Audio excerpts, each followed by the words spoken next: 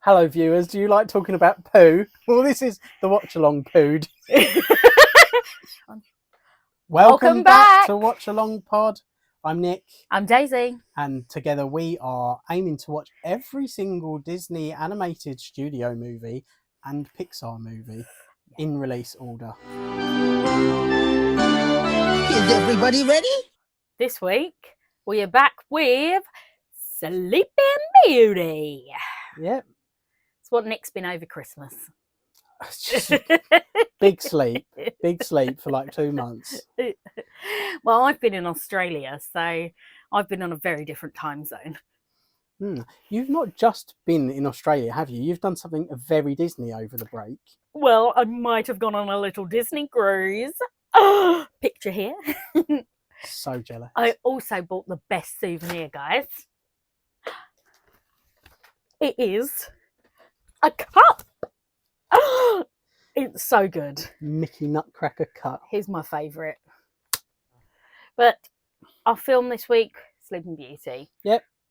Classic movie. Classic movie. Classic fairy tale. I think probably more classic villain than everything. Yeah. Very famous villain. I mean, I have a bit of a controversial opinion about Maleficent. Ooh. I think she's not as iconic as the Evil Queen from Snow White. Really? Yeah, I think there's too much mystery around her. I know for some people that might add to the threat, but in this film we're not even told who she is. She just randomly turns up and puts a curse. No, I think And disappears. her popularity has grown with Disney's use of her as a big villain, and Oh yeah, definitely her status has been elevated because they use her in a lot of promotional stuff. She's been a main villain in like the Kingdom Hearts video games and stuff like that. So do you think when they open Villains Land in Disney World, it will be her castle? I hope so, because that castle is badass. It is. Like, out on the spires. Yeah. Because I was trying to think what other villain has a really cool castle like that, and not many of them do they? Not really. So... No. And we're going way off track. Yeah, I know, sorry. I mean, on the subject of castles, Sleeping Beauty's castle is the castle at Disneyland. And Disneyland Paris. Yes, and I think it was Hong Kong. Yes, Hong Kong is a complete carbon copy of Disneyland. Right. So the Paris one is the better of them all. Because it's got the dragon underneath. It's got the dragon so underneath. Cool. It's very cool. But it's also bigger. So you've never done California. No, I haven't. Anybody who has done any other Disney and then goes to California goes, oh, is that it? Yeah, I've heard it's really underwhelming. It's very underwhelming, the castle at California. And I think it's just because it was the first one and they didn't know how big they could go. So that's why if that's the first one you ever see, wow, great. But when you've seen Disney World and Paris and all the others, and then you're like, ooh. They also do have Maleficent's dragon in the parade in nearly all of the parks. It's the Disney Stars on Parade. And that's the one that breathes fire. Yeah, didn't that burn down once? It's a couple of times it has, yeah. It has. I have never seen that in person. I've seen videos. I'm trying to convince Nick to do a Disneyland Paris trip with me. He doesn't want to leave his family behind. And I said, screw them, let's just go.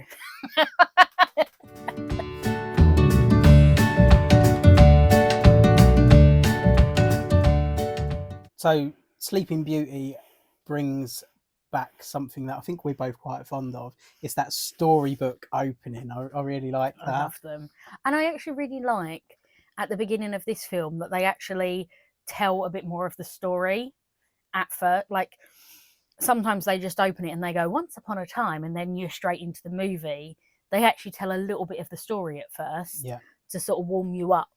which I really liked for this, because there isn't actually that much storyline.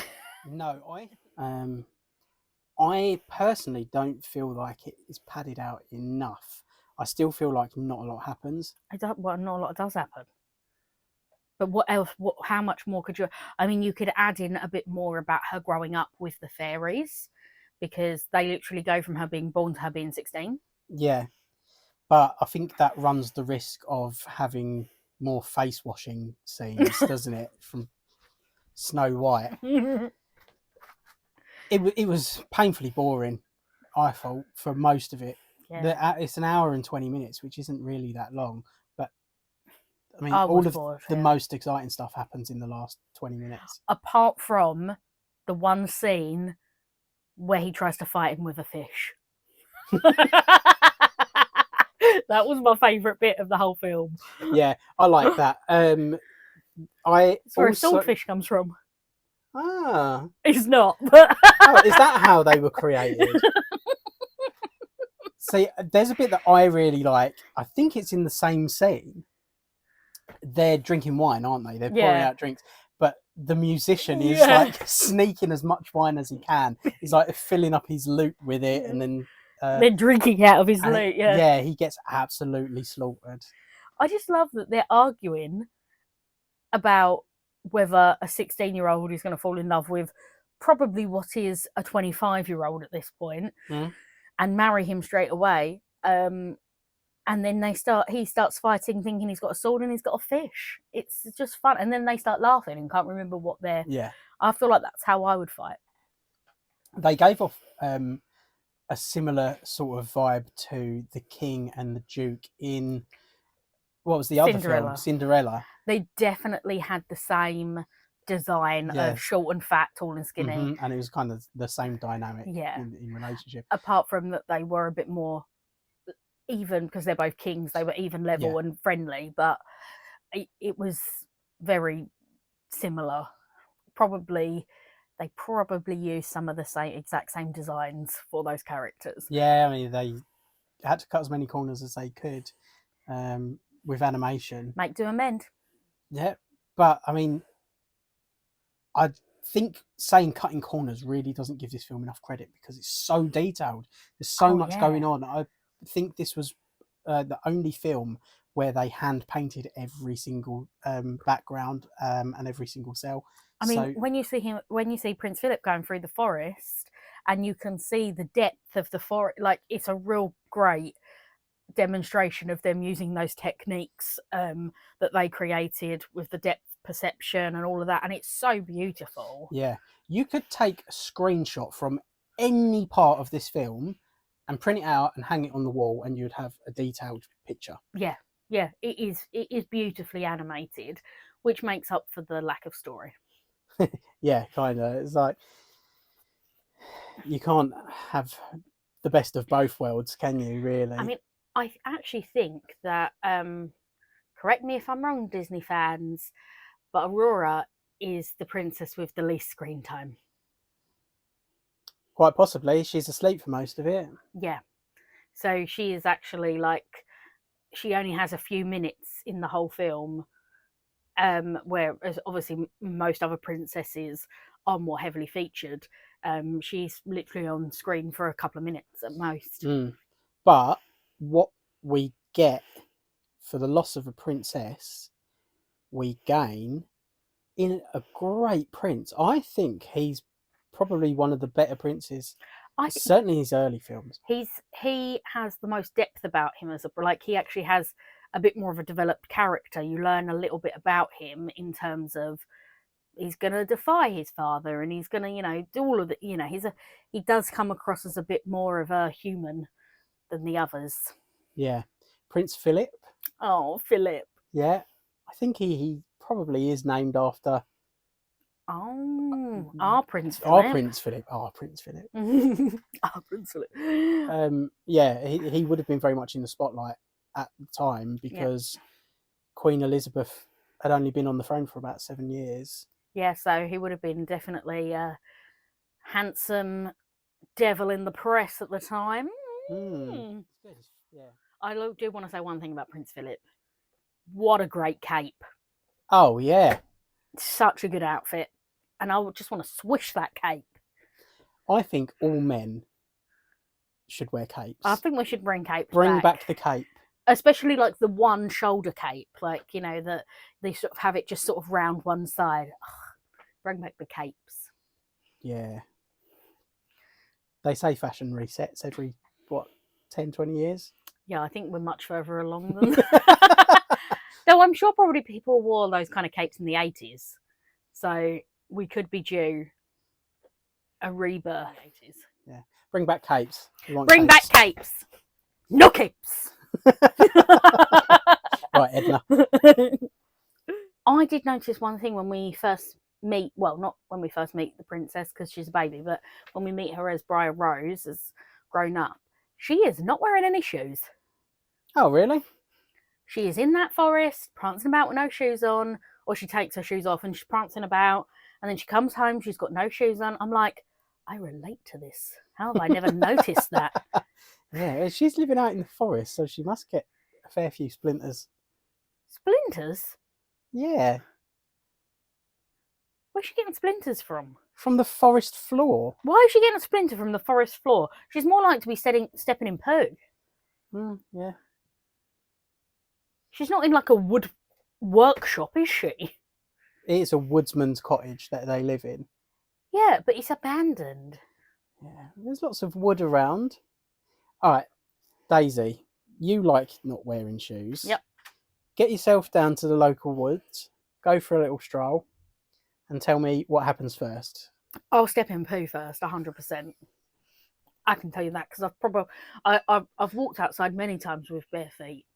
Very rarely have I ever got a splinter. More times have I stepped in something and I'm like, I don't know what that was. No. Blech. All squidging between your toes. No, to be fair, I've never stepped in poo. But one night, New Year's Eve, we'd missed the last train home and I did end up walking through London barefoot at 2 a.m. on New Year's Day. Who knows what I walked through that night. But I really, really like her Briar Rose outfit. Yeah, I do as well. I think it looks better than I her also dress. want to know how that Briar Rose outfit was made. That's true Because clearly the fairies cannot sew. Yeah. And on a similar note, what have they been eating this whole time? Just foraged berries for 16 years? Because they've never cooked. Unless Well, they've never they've baked. all swapped roles. So usually somebody else would make the clothes and, Yeah, and do maybe. the cooking. Who knows? But what do we think of the fairies?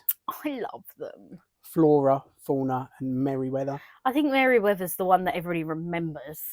I think she's got more of a personality than... is it Fauna who's the one that sort of fades into the background? She would be the green one. Got pink, green and I can never blue, remember. right? Yeah, something like that. Merryweather's Yeah. definitely the blue one. I know that. Yeah, she's definitely the blue one. I think it's the green one that sort of just doesn't have much to do with life. Yeah, well, she bakes the cake Badly.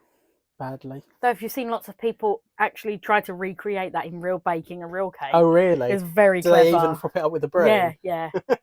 They're not a real broom, but like a broom you can eat. Oh. Edible broom. Cake or fake? Yeah, that's a really good scene, though, seeing Mm. how they all kind of live together. Merryweather is a liability. She is. She's clearly got the ADHD. She's so desperate to use magic. They've agreed. Like, they've got to wait one more day. Mm. And then they're the ones that screw it up. Yeah. So, when we first meet the good fairies, Yep. they each give Aurora a gift. And those gifts are the gift of beauty, the gift of song. And what's the third gift? Well, Because then Maleficent comes in and she puts the curse. And the that- third gift is that she won't die. So immortality, is that the gift that she Mm-mm. gets? Instead No. of dying, you will fall asleep. Yeah, her gift is basically a counteracting spell to counteract Maleficent's curse. I wonder what the gift would have been. Intelligence? Maybe I don't feel they would have cared about that in that those wouldn't days. have been important, would it? Beauty, Fertility, health, maybe. health, wealth. No, they're wealthy. They're king and queen. Yeah, but in the song at the beginning, when all of the village people, YMCA, when all of the villagers are sort of parading in, they do sing wishing her health and wealth. Yeah, so So it could be health, could be wealth. What do you guys think it would have been? you mentioned just now the bit where she's talking to the animals. Yeah. Best song. Yeah. Best song. Sort of the only recognisable and known song from the film. Yeah, there's a few. There's like a handful of songs, but none of them are really memorable No. aside from this one. And it's right up there in terms of classic, Yeah. iconic Disney songs. I think all the rest of them are sort of just like weird choral sort of songs, aren't they? Like to give you sort of a feeling for the movie. They're not like songs. Do you know what I mean? I'm trying to, like, they're almost background. Yeah, they're like scene setting songs Yeah. rather than sort of story songs. Yeah, they're not musical songs. Like they're songs you'd have in an everyday film that is just setting the scene and as a background, and Yeah, whereas this is a proper song. yeah, I agree.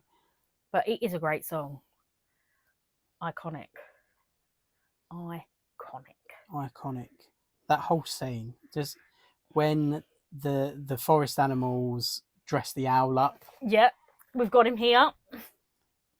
in Prince Philip's Kate. cape and a hat, and they've got the boots. Yeah, yeah, it's clever. it's just like a really, really good scene.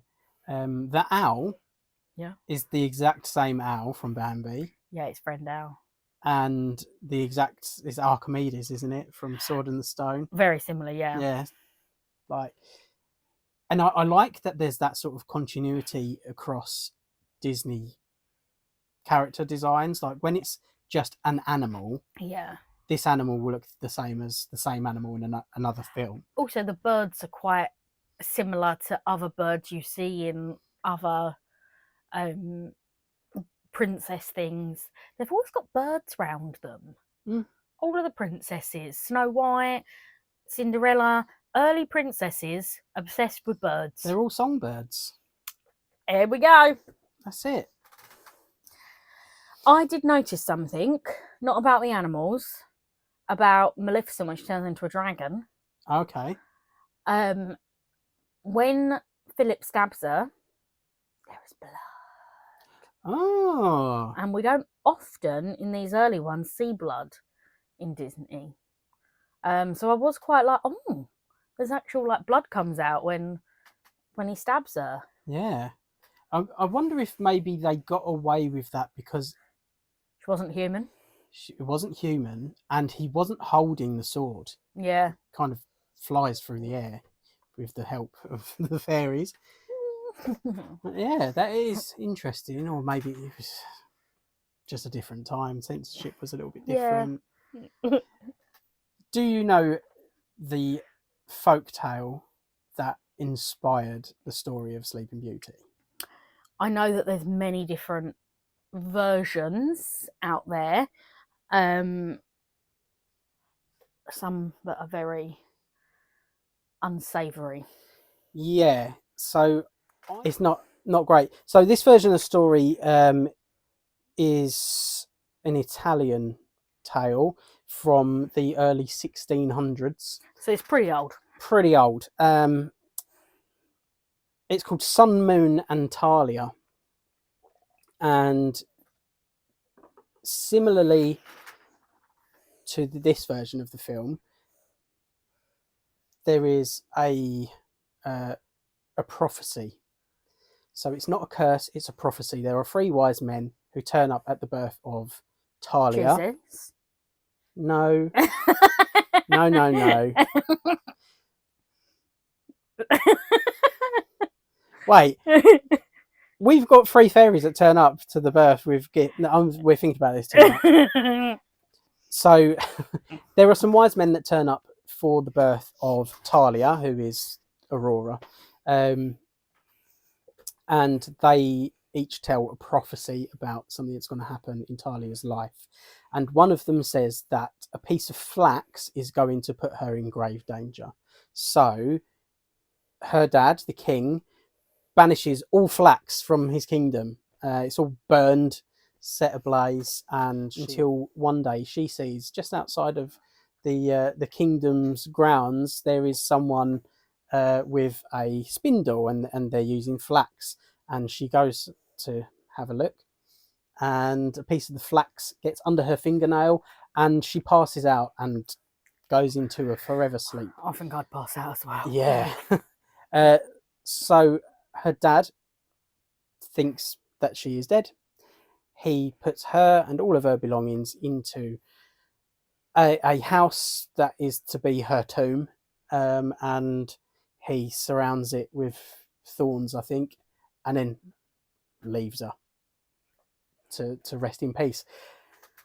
Years pass by, and a king who is out exploring discovers the house, the tomb, and he makes his way inside, and he finds Talia asleep, and he is entranced by her. He thinks she's so beautiful. He wants to know everything about her. He doesn't want to leave her, but he has to. He is so besotted with her that he goes to bed with her while she is In a coma. unconscious, in a coma. As far as he knows, she's dead. But he does the deed with Talia and goes back to his wife, his family, back in his kingdom. And unbeknownst to him, he has impregnated Talia, who goes full term with the pregnancy and gives birth to twins. Some good fairies turn up and they assist with the birth, and they position the babies in such a way that they can feed from their mother. And one of the babies magically, no, but just so happens to end up sucking on her finger and sucks the piece of flax from under her nail, and she wakes up to 2 babies. Like, can you imagine just going from big sleep, waking up, and then just having 2 newborn babies? Well, it's very similar to the story of Rapunzel, because the prince that climbs up her hair, I mean, she's not asleep, she does the deed willingly, but she gets pregnant as well with twins. Oh, I didn't know. I don't know that version of the story. Yeah, it's the original. So after some time has passed, she's there raising the kids, and the king just has to go back and see her. So he makes his way back, and to his surprise, finds that he has a family there now. So secret second family. The children are named Sun and Moon, which is why it's called Sun, Moon and Talia. And he's obsessed with them. He loves them so much that he keeps mentioning their names. He keeps saying Sun, Moon and Talia when he goes back to his kingdom. His wife, the queen, is not best pleased with that. Yeah. Who's this he's talking about? I mean, fair. She manages to get some information out of his secretary or someone.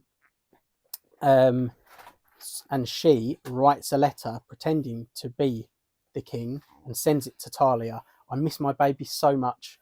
Send them to my kingdom. So she does. She sends them. I don't know why she doesn't go herself, but she sends the babies to her kingdom, and the queen has them cooked. Yeah. And makes the king eat his babies. This is some Game of Thrones stuff. It's bad. He doesn't know about this. He keeps going on about it. She's not happy still, so she invites Talia to the kingdom. She forces her to strip naked for some reason in front of her, because she's going to be killed.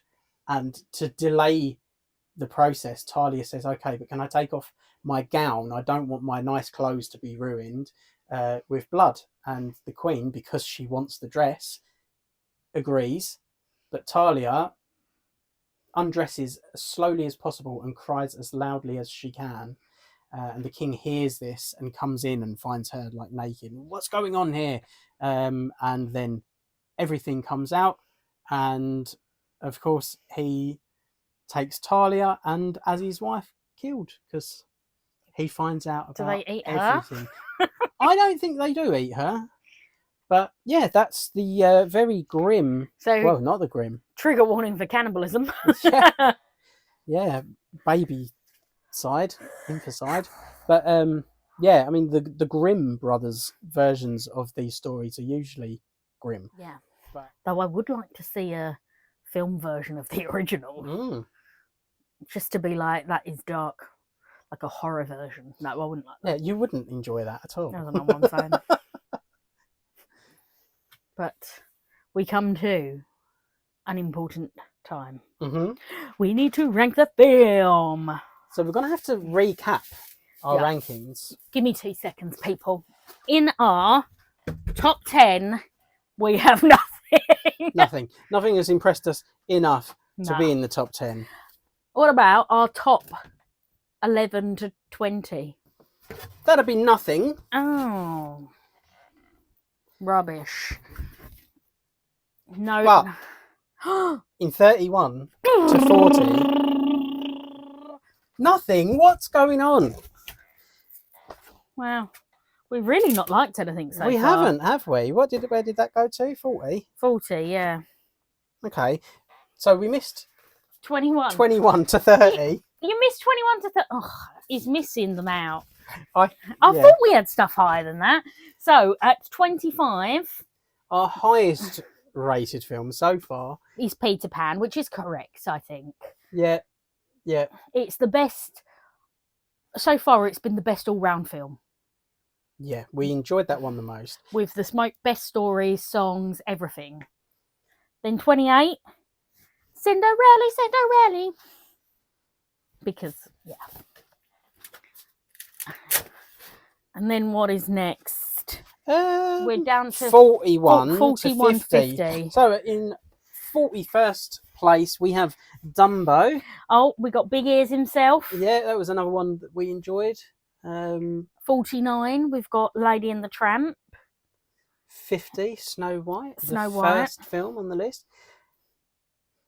Yeah. And that's not to say that because these are rated quite mid-table, it's not to say that we didn't like them, but we just foresee that we're going to enjoy others that are coming up Like if we put more. Snow White in the 20s, say, it's going to get moved down to 50 by the time we've gone through 80s, 90s, noughties. It's going to get moved. Yeah.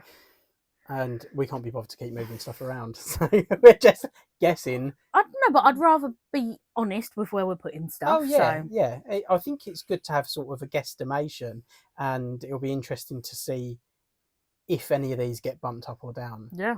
as we continue. Next up, we had 51 was Pinocchio.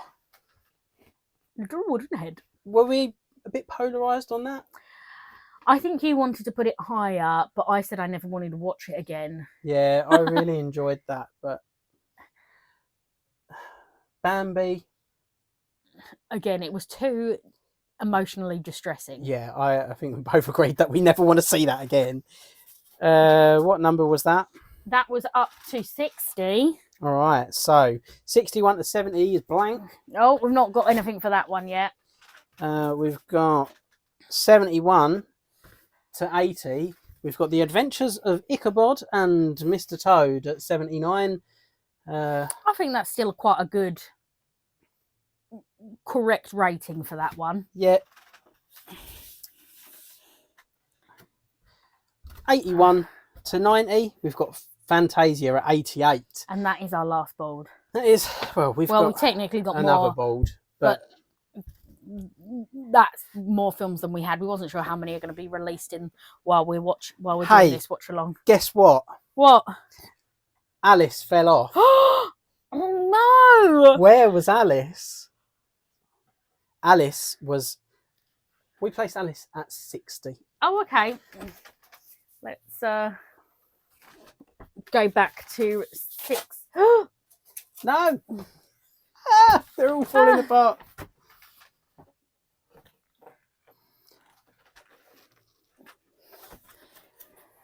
Bosh. There we go. Right, well, now we need to discuss Sleeping Beauty. I mean, I'm going to say, for me, personally, it's lower than Alice in Wonderland. I would agree. Even though Alice, we didn't love it because it was a bit cuckoo crazy, I think, weirdly enough, Alice has more of a storyline. Alice was a bit busy, a bit messy, and a bit incoherent, but at least things were happening. Yeah. Whereas this, it had a couple of standout scenes. It was so beautiful. Yeah. But it felt like we'd stepped back. It felt like we'd gone back to Snow White storytelling, whereas I feel like the last few films we've watched had stepped forward in storytelling. This felt like it had taken a step back in storytelling. Yeah, I agree. So what we're saying? So what's after Alice? We've got nothing in the 61 to 70. The only things lower than this are Ichabod and Fantasia, which I prefer it to Ichabod. Yeah, I think that's a fair assumption. So shall we go just below Alice for now? 61? I'm going to say 63 because my stickers for 61, 62 and 64 have disappeared. That seems like a really good reason to choose 63. So I didn't say that I agreed though, and I still want to stick with 61. Wow. No, 63 is fine. I will find more stickers. They've obviously peeled off somewhere. Yeah. But I think 63 feels right for the moment. We are not saying we don't like it. We're just saying that it's not been our favourite so far. Animation wise, if we were just talking about animation, it would be one of the top ones, right? So out of everything. Oh yeah. But as a whole movie, I think that it's lacking. I'm sure there will be some of our viewers who disagree. Let us know if you think that we've been unfair, but you're not going to sway us on it. Once it's on the board, it's on the board. Only we can move it then. Yeah, you have no control over this. No, but we do want to hear your opinions. Always. If you think that we've been unfair, if you think that there's something that we haven't considered, let us know. Yeah, if there was a part of the film that you were like, why didn't they talk about that? Tell us in the comments. You know, it maybe we did talk about it and I cut it out in editing because we were boring. That happens more often than you might think. You know, we try to cut these down till they're like between 30 and 40 minutes. We probably record for well over an hour, so yeah, there's a lot of waffle that gets cut. Yeah, we're doing you a favour. Don't feel like you're missing anything. I can put an unedited one up if you want, but it's a bit cuckoo crazy. So, next week... 101 Dalmatians. Unfortunately, Nick has told me I am not allowed to have 101 Dalmatians in here as part of the set. I just don't think there's enough room. I mean, you've already talked about stepping in poo with your bare feet today. It's chaotic enough when we just have one cat on the set. So I'm very upset about it. I wanted 101 Dalmatians. we could probably have one Dalmatian at a push, but I don't have one. Me either. Does anybody want to donate us a Dalmatian? I'll take it. Just lend us your Dalmatian for a day. Yeah. As long as they're quite quiet and will just sit still, which I've heard Dalmatians do not do. So Yeah, well, it depends what's on the TV. well, Thanks for joining us again, yep. and We're back. We're on a roll. it feels good to be back. It's good to be back. Remember, every Friday will be a new episode. But you can catch us in snippets throughout the week over on our social media. So until next time, don't forget, you're never too old to be young.